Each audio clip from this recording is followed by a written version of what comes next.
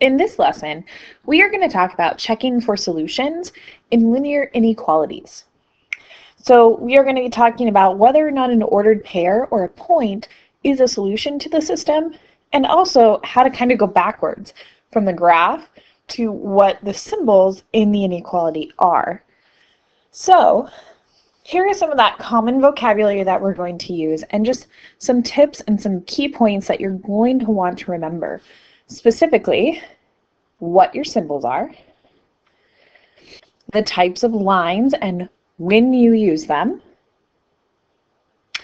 and where you shade, okay?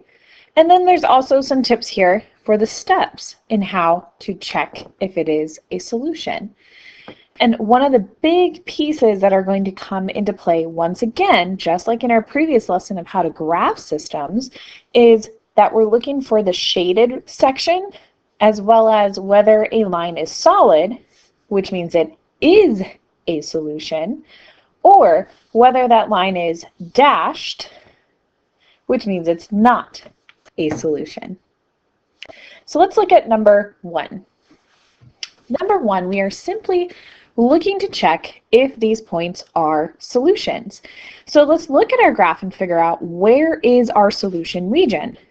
Well, your solution region is everything that was shaded, right? So if a point falls in this shaded region, that means it is a solution.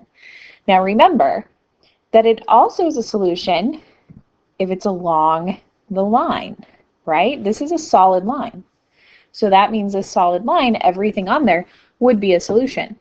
What is not a solution is everything on the dashed line. So if a point falls on that dashed line, it's actually not a solution. So let's take those off and let's go check our points. So let's start by plotting the point -1, -6. So that means we are going to go left 1 and down 6. So left 1 and down 1, 2, 3, 4, 5, 6 would be right here. Now, is that point in the shaded region? No. So it is not a solution to the system. Let's check the point +3, +4. So +3 would be right 3, 1, 2, 3, and then up 1, 2, 3, 4 would be right about here. Now that is on the dashed line. If a point is on the dashed line, even if it's the dashed line that touches that shaded region, is this a solution? Nope, still not a solution. That's a tricky one, but still not a solution. How about 0, +2? So I start at 0. I'm just going to go straight up 2. That's right here. So that is the solid line, and it is in the portion where the region is shaded. So is that a solution? Yes. This one is a solution. Let's try +6, -1. +6 would be right 6, and -1 would be down 1. So that's right here. Now this is on the solid line. However, is it part of the shaded region? No. So this is actually not a solution. If it were part of the shaded area, like this one was, that is a solution because we've got our shaded region right here. Okay? But this one is not part of that shaded region, so therefore it is not a solution. Oops, sorry. So we can cross that off. Let's try -6, -1. That means we're going to go left 6 and down 1. That's over here. Is that in our shaded region? Nowhere near it. Think about what are some other points that would be a solution to this system.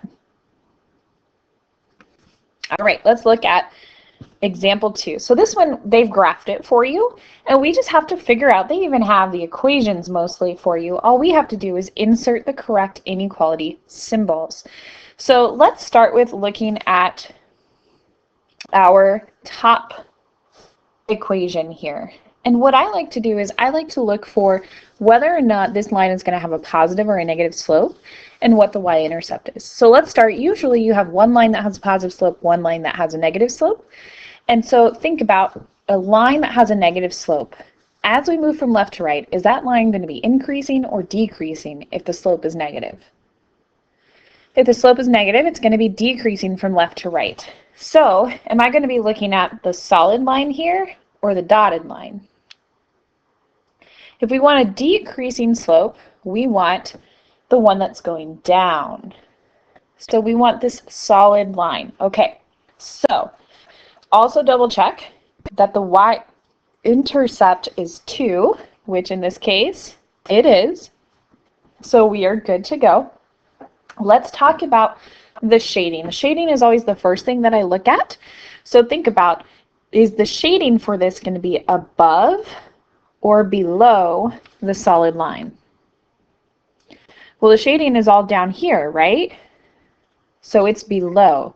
So if the shading was below, is our symbol going to be a greater than or a less than? Below is always less than. All the values are less than the values that are above them. So we're going to use a less than symbol. And then because this is a solid line, do I need the equals to underneath? I do. I do need the equals to, because everything on that solid line could be a solution. So we need to make sure that we include that equals to. So you do want the less than or equals to. Okay, let's take some of this stuff off here. And let's take a look at our other line then. Just double check real quick that this line here has a positive slope. Yep, it's going up. And our y-intercept is -5. Yep, that looks about right. So let's talk about the shading. We always start with the shading because that helps us figure out the less than or greater than. So is this shaded above? Do you see how I'm using the arrows to figure out is it up or down? So this was shaded on the side where my arrow goes up. And so is that a less than or greater than? This time it's going up. All of these values are greater. So I'm going to put in a greater than symbol. Now, since this is a dashed line, is this going to need the equal to underneath? No, it's not. So we're actually all finished here. We've got the less than or equal to for our first solid line where everything was shaded below. And then we've got the greater than with our dotted line where everything was shaded above. Cool, let's look at this one. So same thing. Why don't you try it on your own? Go ahead and we'll pause the video and try to fill in the correct inequality symbols for this graph. So let's take a look.